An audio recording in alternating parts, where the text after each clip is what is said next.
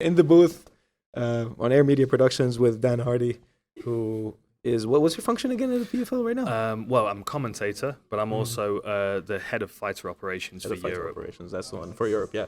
And that excited me because I look at the war room breakdowns and everything, and I'm like, this is one of the most brilliant minds in MMA, and whatever you break something down, I like believe it, So, could you talk a little bit about how this opportunity came about? Yeah, well, I worked on the two shows that they did in the UK last year, the Cardiff show and the London show, and the intention was for me to work as a commentator and analyst. But then, as PFL Europe became part of the PFL Global's plans, they needed somebody in this region that knows the region and has good relationships with the teams and the managers. And I obsess about MMA as you know, and as I'm sure you do as well. And this is just the kind of ideal job for me because I get to look across Europe at the talent. I get to look at the amateurs that are ready to turn pro and see who's going to be ready to step into the PFL. And then, develop that talent once it's on the roster. Make sure it's well matched and make sure that any questions they've got, that I'm there to answer them and make sure they're supported. And, hopefully find the best fighters in Europe so we can pass them on to PFL Global. Yeah. So it's basically because this is something you're probably already doing, and you're just now getting paid for it, and it's I always see PFL as like the one that's pushing the needle the most against the UFC. They're innovative. They're trying different things out. They run their promotion like a league. What does this mean, like PFL Europe, for the talents coming up in Europe? They have something to look forward to. Mm-hmm. Yeah.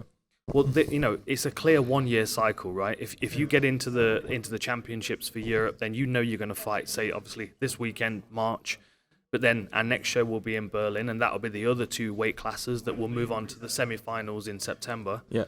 And then we've got the finals, so all the fighters that have been successful all the way through, they meet in Dublin at the end of the year, and then we find the champion of Europe. There's a six-figure prize money on the table. Of course, there's the championship as well, and that makes them eligible to move through to PFL Global. And the thing is with that, of course, we're only doing 4 weight classes at the moment, but in the future we'll be adding more weight classes. There'll be more opportunities for fighters. And then each one of these cards has got spaces on the undercard that we can match local talent. So with this card this weekend, we have 6 British fighters fighting against one another on the undercard. And then as we go to Paris and Berlin and Dublin, we'll find local fighters that can potentially be, future PFL stars. So it's consistency. Like if you get into the championship, you have 3 fights to win before you make a lot of money. Yeah. And then you open up more doors for yourself. If you're a young fighter and you can get one of the undercards, then you can plan on being in the championships the following year. Right.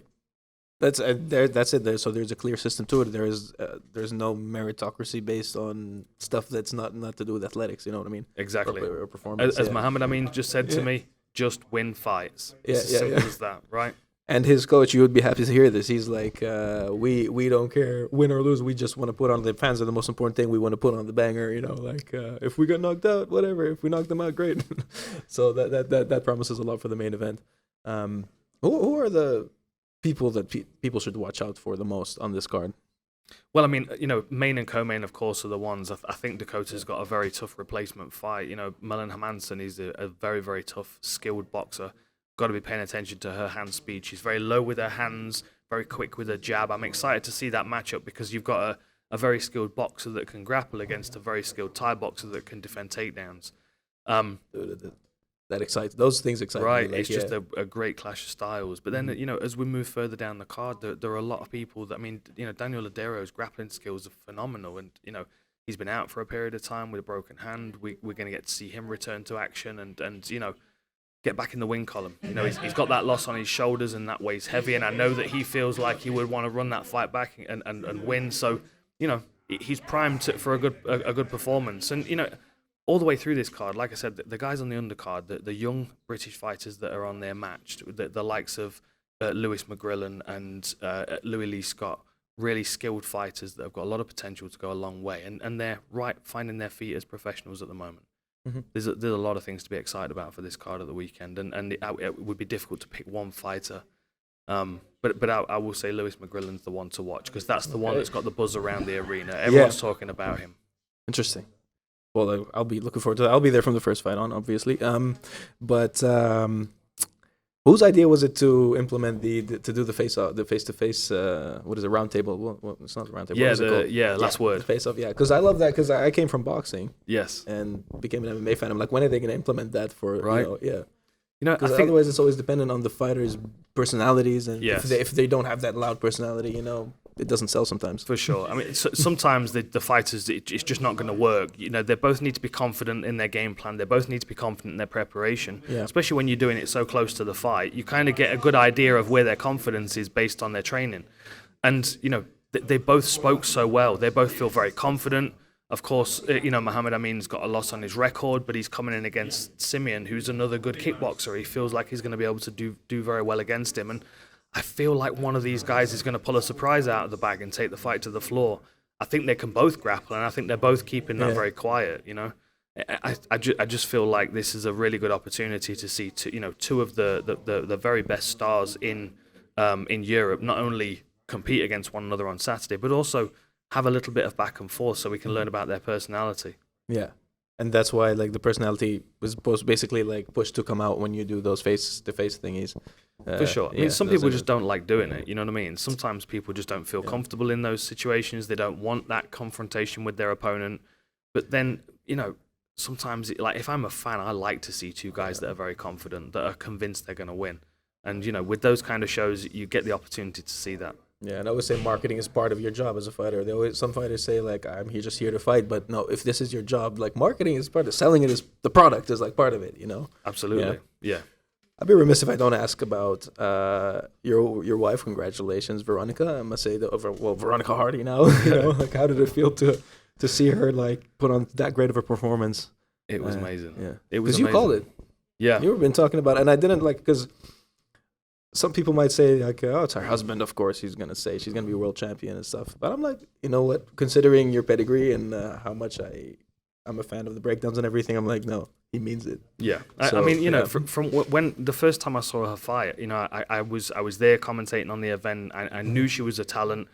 I'd seen the head kick knockout that went viral when she was in her early pro career, and. I could tell that she's got a lot of experience traveling and training with lots of different great fighters and coaches, but I'd not got the glue that held it together. And, just the way things panned out, she picked up a few losses in the UFC, obviously one really good win, that armbar over Polyana Viana. And that was like a little glimpse into her being almost prepared for a fight, but not quite. She showed a really good skill set. But then, she's taken 3 years out. She's rested. We've basically been researching MMA together for 3 years. We're training all the time. There's a gym in the house. So I was just watching her slowly develop. And then when the time came for her to say, I'm ready to compete again, then everything went into training camp. Yeah. And it was just a perfect camp. We did about 12 weeks of proper preparation. We worked on specific things each week, and they were all implemented in the fight. Mm-hmm. And then the big question, of course, was 3 years out, what's the pressure going to be like? And she was just... she was calm, she was focused. I feel, she knew she was prepared. That's a big part of it, big part of her confidence. But then to stick to the game plan the way she did against a very tough opponent who was constantly working submissions. Yeah. I couldn't be more proud of her. It was a well-rounded performance is the best way to describe it. And definitely the best she's ever looked, and just a lot more to be desired, honestly. So I was surprised. So you're in the camp of ring rust is not real.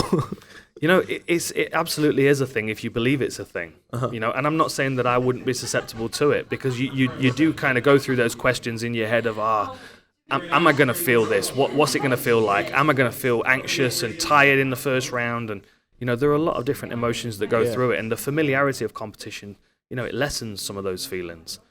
But, hopefully during her training camp, we shut all of those concerns out, and she was able to step in there confident. And, it's a thing if you make it a thing, right? Yeah. Just, it's all about, mentality, I guess. Yeah, mindset. Yeah. Like everything else in life. Hey, thank you very much for your time, and good luck. Good luck to both of you, actually. And, let's put on a great show. Thank you. Thank you. Looking forward to it. Thanks, man.